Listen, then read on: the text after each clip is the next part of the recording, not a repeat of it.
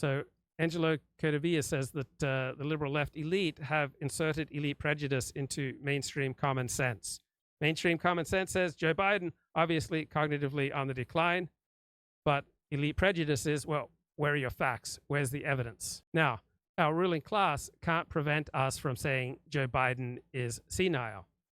They can't prevent us from worshiping God. But what they can do is make it as socially disabling as smoking to say these things. You have to say them furtively and with a bad conscience to declare that Joe Biden is senile until now. Right? So liberals despise unreflective, undisciplined common sense because they believe in the buffered. When I get the AI transcript, it always spells it as buffet, B-U-F-F-E-T. No, buffet, B-U-F-F-E-R-E-D. That's the idea that on our own, we can develop our own system of morality and meaning and purpose. And with the power of our unaided reason, we can plot a good path forward for ourselves and for society.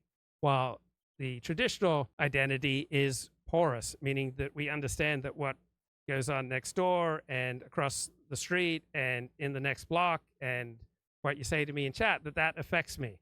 That I don't have a buffered identity. I have a porous identity where everything that's going on around me affects me. So therefore, I have a strong incentive to try to reduce pollution and sources of contagion and try to maintain as much law and order and cleanliness as possible in the public square. So liberals in this conservative claims of cultural oppression mindset despise unreflective common sense because liberals venerate the buffered identity, the morality of the courtier, who takes into account every different group and how they might be affected by his words and actions.